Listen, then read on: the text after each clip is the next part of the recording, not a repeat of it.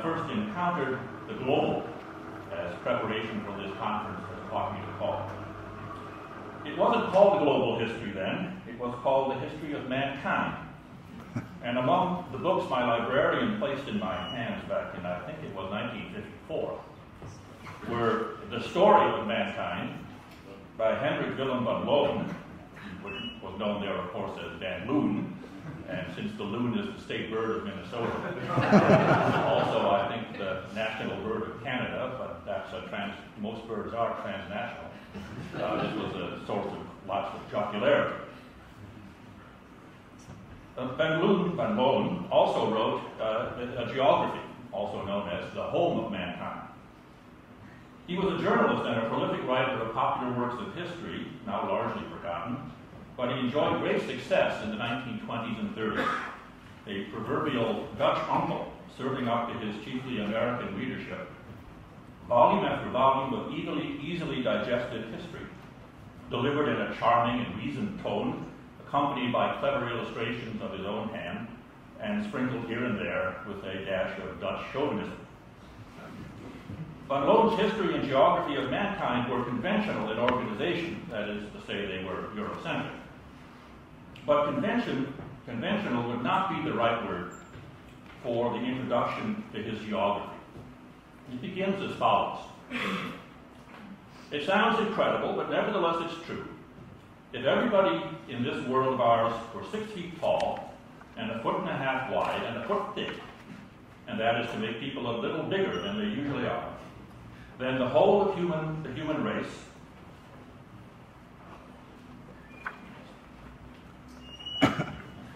and there are now about 2 billion of us, could be packed into a box measuring 1/2 mile in each direction. If we transported that box to the Grand Canyon of Arizona and balanced it neatly on a low stone wall that keeps people from breaking their necks, stunned by the incredible beauty of that silent witness to the forces of eternity. People were a bit wordier in the 20s. And then called little Noodle, the dachshund, and told him to give the unwieldy contraption a slight push with his soft brown nose. There would be a moment of crunching and ripping as the wooden planks loosened stones and shrubs and trees on their downward path, and then a low and ever softer bumpity bump, and a sudden splash when the outer edges struck the banks of the Colorado River. Then silence and oblivion. The canyon would go on battling wind and air and sun and rain as it has done since it was created. Now, we need to remind ourselves that Van Loon lived in a perhaps somewhat more innocent age than we. When he wrote, no one had yet tried to dispatch such large numbers of human beings at one go. But if we get past this aspect of his mental exercise, his point, I think, remains. The world is large, the forces of nature are powerful, and humankind's privileged place on this globe is highly vulnerable. It will depend, he noted later in his introduction, on the spread of, and I quote him, a consciousness that we are all of us fellow passengers on one and the same planet. So, thus was I introduced to the global. But I must confess Van Loon's intended message didn't really sink in to me at age 11. When I read that passage, it was now some 20 years after he had written it, I knew that the population of planet Earth was considerably larger than 2 billion, about 40% larger. Would that box still fall into the Grand Canyon, or would it get stuck between the rims? That was the message to me at that time. Less than 15 years later, while in graduate school, I read a book by another notable popular writer. Paul Ehrlich's The Population Bomb was written in 1968, when the world's population was approaching 4 billion. It had almost doubled since Van Loon had consulted the reference volumes of 1930. At the current growth rate, Ehrlich proclaimed, in a few thousand years, everything in the visible universe would be converted into people, and the ball of people would be expanding with the speed of light. Now, between my days as a schoolboy and my graduate education, the global population had changed from something finite and vulnerable, but salvageable by goodwill, to an impending grotesquerie a writhing mass of human flesh expanding outward in every direction at the speed of light. And what could save us from that fate? Goodwill, it seemed, would not be enough. Now, these were invocations influential in my tender youth on the rather underpopulated prairies of Minnesota, of the global, of processes at work in or latent in the world as a whole.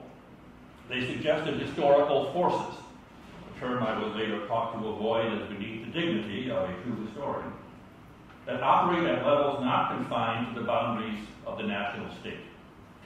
Now, whether for this reason or for some other, I've always been intrigued by non-national units of historical analysis.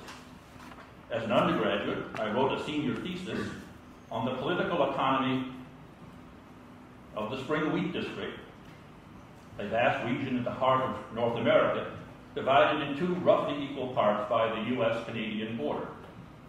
My question was this: why did a particular radical political movement spread across these states and provinces, across national boundaries, but never spread beyond the boundaries of the spring wheat district? Richard Hofstadter gave me a B+ for it. My first book, The Dutch Rural Economy in the Gold, I think still my best work. My first book, The Dutch Rural Economy in the Golden Age, was actually about the rural economy of an ecological zone extending through a part of the Netherlands and into neighboring countries.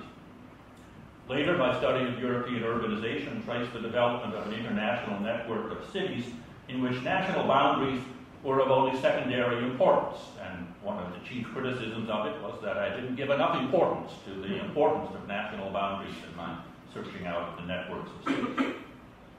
So my scales of analyses have varied from the relatively local and regional to the transnational, to worlds in that Godelian sense of the word. I thereby avoided, by and large, writing national histories. But this never really led me to the global. To the contrary, the avoidance of national history tends instead, I think, often to the cultivation of an interest in detectable, invisible lines, created and held in place by historical processes presumed more profound than the mere political and national. I think we all know at least some of these invisible barriers. For instance, Americans traveling from north to south sensed soon after passing over US Highway 40, the national road of the 19th century, that they've entered another culture. They've left the land settled by the Yankees to one settled by migrants from the Chesapeake Tidewater and the Appalachian valleys. The architecture is different, the cadence and the voice and the accents are different. The politics are different. You only see a part of France here, but they do not tire of drawing lines, as you can see them, from the Atlantic to Geneva, and on a whole variety of bases, on dialect, on where the Romans established barriers in the 4th century, and for some reason they're particularly interested, maybe some French person here can explain this to me, in how they roof their houses. There is as it were, there are multiple Frances, and they are dependent on whether there are overlapping tiles on the roofs or the roofing method is different. On the supra or transnational scale, matters are no different. Agricultural historians of Europe span national boundaries with ease, but are highly sensitive to the boundaries of the mixed farming system. Historical demography has no special affinity to national boundaries, but many of its models break down when they reach the so-called Hajnal line. That's the line extending from, well, it says Leningrad, St. Petersburg to Trieste on this map. I hope you can see it. A veritable iron curtain, first discerned by John Hajnal, extending, as I said, from St. Petersburg to Trieste. My own recent study of consumer behavior, the Industrial Revolution, is also rather insistent on being applicable to a transnational, but still to a restricted zone. It is, I explain, quote myself, not a comparative study of nations, but a composite history of the common experience of a zone that is not defined primarily by political boundaries. I insisted on this even though my ideas owed much to a dialogue with the history of Japan, and some of the economics in it depended on economic development models based on research in the Philippines. So if global inputs did not make my output global, its broader applicability had to be picked up by others, particularly by Chris Bailey, who is here today, who saw in it something truly global that I myself was rather insistent on not seeing. Now, I do not mention these barriers and boundaries in order to dismiss them as illegitimate and unfounded. My point is simply that non-national scales of historical study, although they certainly problematize conventional boundaries, they still offer no royal road to global history. One major theme in economic history that, in my experience, does lead in that direction is the history of trade, of international trade. This might seem pretty obvious, but I don't think it would have seemed obvious even a generation ago when the study of long-distance trade was still firmly embedded in colonial history and shaped by the concerns of mercantilism and intra-European national rivalries. An early critic of this kind of perspective was the Dutch historian J.C. van Leur. He was a colonial civil servant in the Netherlands East Indies, but gained nevertheless a perspective that made him doubt the value of a history of early modern Asian trade as he put it, as seen from the decks of the VOC ships. He sought instead to gain a perspective that allowed him to see those VOC ships in the context of the Asian waters in which they navigated. This led to a historical vision of a polycentric early modern world in which, as he, to quote him, two equal civilizations were developing separately from each other, the Asian in every way superior quantitatively. Now, an assertion of separate development hardly seems congenial to the project of global history. But in the context of the time, I think it allowed questions to be posed about Europeans in Asia and as participants in Asian economies, rather than only about European empires and their imperatives within nation setting. We take this for granted today, but it required crossing a boundary, a mental boundary. Something like this reorientation, although I would argue a more partial and incomplete one, I think is represented by the project of Atlantic history.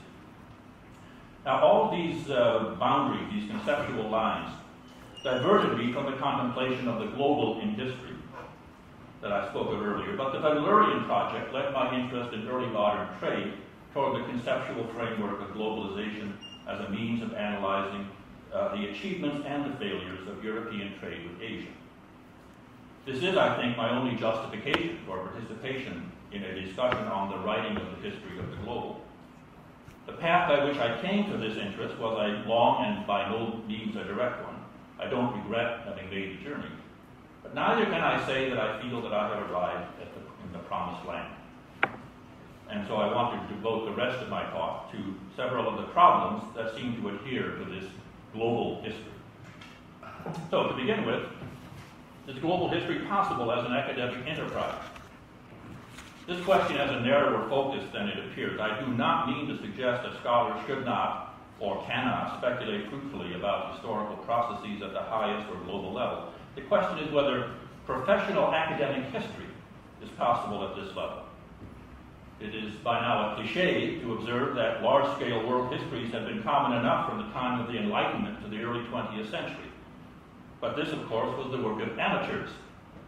Professional history is grounded in archival documentary evidence. It has long been firmly anchored in the nation-state and other subsidiary institutions that maintain archives. And, as we have heard earlier this morning, historians have succeeded in breaking loose from the national and institutional focus of Rankian history, but this has led overwhelmingly toward micro-history and cultural history. The archives remain foundational. The difference now is in how they are read. And if this leads in any direction, it is, it seems to me, away from histories of the global. So the path toward larger scale histories are, again, it seems to me, three in number. There is comparative history. There is the study of connections and other diachronic interactions. And there are synthetic interpretive histories establishing meta-narratives, perhaps the most ambitious. The first and the third are largely, at present, the domain of non-historians, sociologists, political scientists, economists, etc. And those senior historians who can permit themselves indulgences of this sort. Moreover, comparative history is commonly used to emphasize the special features of a nation's history. That is, it leads to its further essentialization. The second path, that of the connections, about which we will, I'm sure, hear much more later today and tomorrow, is that by which historians are most likely to move toward global themes. These works can be illuminating, even beautiful, but this is an approach with, I think, distinct limitations, which gets to my second point. Global history is flat. It's flat in the same way that the journalist Tom Friedman claims that globalization causes the world to be flat.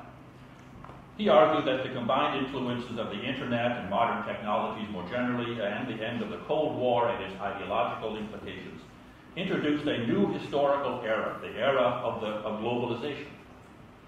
Not only is the world flat, he asserted in his book, The Lexus and the Olive Tree, it is 10 years old. He wrote that 10 years ago, so now the world is 20 years old.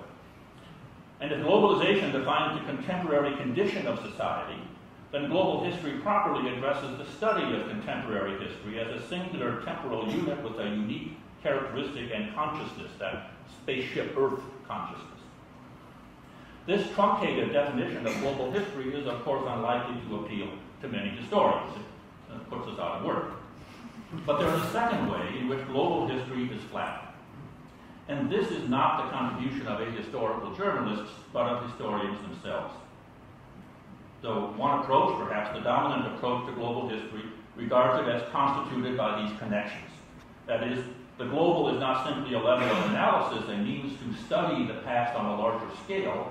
The global is the object of study, and it is constituted through interactions, what Benedict Zimmermann describes as its specificity inheres in its relational quality. It involves exploring interstices, overlappings, interpenetrations, interdependencies, and circulations of persons, objects, practices, bodies of knowledge, etc., among different scenes. So a global history that consists of a focus on the horizontal, of Transfergeschichte in German, or métissage, of reciprocity and circulation, feeds a very modern, or rather a postmodern impulse. This is the impulse to eschew grand narrative as something that is simultaneously beyond belief and morally dubious, and to concentrate instead upon micro-histories of difference, diversity, locality, biography, that offered what Dipesh Chakrabarty called, I quote, a loving grasp of detail in search of the diversity of human life worlds. It also feeds an idealistic impulse that's very strong in contemporary Western, but I doubt that it is a global impulse. It's strong in the contemporary West. Timothy Brooke expresses this in his recent study, The Dawn of the Global World, Vermeer's Hat, as a need to persuade humankind of its mutual interconnectedness, a restatement perhaps of Von Loeb's project of the 1930s.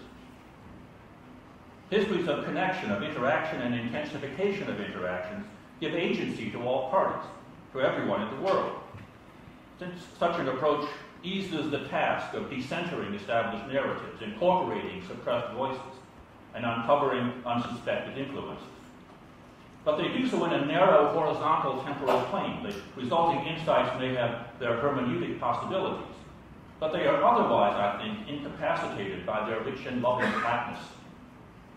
I doubt they can really enable us to escape the chaos of the present moment, which many still regard to be history's task. To some, of course, this capacity is nothing to deplore. It promises a liberation from the burden of history, perhaps, but certainly a liberation from uncongenial historical narratives. If the future cannot be what we had hoped for and expected, then the past might still be what we would like it to have been. But does global history really offer fresh perspectives, or does it simply hide, underneath its fashionable coat of many colors, the same old oppressive master narrative? A history based on the agency of everyone leads to a consciousness of commonalities. But what if the agency of some is more potent than that of others? And what if human actions, channeled through myriad institutions, ideologies, and interests, are not guided by a quest for commonalities? Perhaps the history of the global must in fact prepare us for a toleration of difference or cosmopolitanism, rather than a consciousness of connectedness or universalism? And if so, something more than a flat history will be needed to guide us. Now, this third point, I think I will leave it with the questions that are here. These points are relatively obvious, and my time is passing very quickly. The main point is, so we're no longer Eurocentric, but perhaps we are Eurasia-centric, or perhaps Sino-centric, or something else-centric. Eschewing Eurocentrism doesn't mean that you have escaped all of these problems. And the second point here is the history of the global simply another way of describing the history of the modern? Is modernization theory still lurking behind most of our concepts? So let me finally say a few words about the revolutions in global history, and I'll be very brief. This is really, in my way of thinking, simply another way of addressing global narrative. For what counts as a revolution, a fundamental turning point in history, depends on the master narrative. And so what we will find to be the revolutionary or the dramatic acts or processes will depend a bit on the narrative frame that we bring to our project. And I don't think we can derive that frame from the study of the global. And I just want to briefly describe two basic approaches here. There is globalization as an organized complexity, and hence the global as the product of the demonstration of that organized complexity. For the economist who looks at market forces that lead to price convergence across space, and for the historian celebrating universal agency and the resulting emergence of webs of connection, interactions, and hybridity, globalization is a product of multiple forces, none of which acts with the intention of securing the ultimate outcome. A kind of invisible hand guides this history. Diego Olstein, in an interesting article, labels this the Deus ex machina globalization, and notes that power has no say in it, or rather, when power appears, globalization is banished. So in this extreme version, globalization as organized complexity can have no unique origin or catalytic events. In a more historicized version, it does have specific origins. That is, the origins are those globalizing entities of states and religions that Chris Bailey's work describes. Acts to penetrate, organize, connect, and control global space. They aim to assert power, but in their interactions with each other, achieve something unintended and unforeseen. Here, power and hierarchy are critical to the launch of the project, especially the power of European empires. But they do not ultimately define what they set in motion. In short, imperial history is a path to global history. Now, such a history is, I think, congenial to the reformed or the repentant imperialist. But it limits global history to the relatively recent past, the last 200 years or so, most of which is a kind of prehistory to the global proper. At the extreme, this globalization, after Tom Friedman, uniquely defines contemporary society. And the second and final point, there is the globalization seen not as an organized complexity, but as a path-dependent process. For the historian or social scientist who remains under the benighted influence of Western social theory, contemporary globalization is largely a product of European trade, empire, and settlement. These processes, launched by the events of the Age of Discovery, say 1492 to 1571 as a symbolic date, establish the patterns, the institutions, knowledge, etc., that condition all subsequent forms taken by globalization. Global connections are not sustained just simply by themselves. They depend on power, especially hegemonic power, which by definition is a power capable of providing public goods for the international system as a whole. So a globalization launched and presided over by Europe does not imply that it will always remain so dominated. It can develop and change, but it cannot change in any old way. It is path-dependent upon the European intellectual, scientific, and institutional traditions that are at the base of the historiography of globalization. Now, this should not be interpreted to mean that only one future path is possible, but that new developments would build on that path already taken. This is the real existing global, rather than an idealized global. To change this fundamentally would require a real revolution. And I'll stop with that.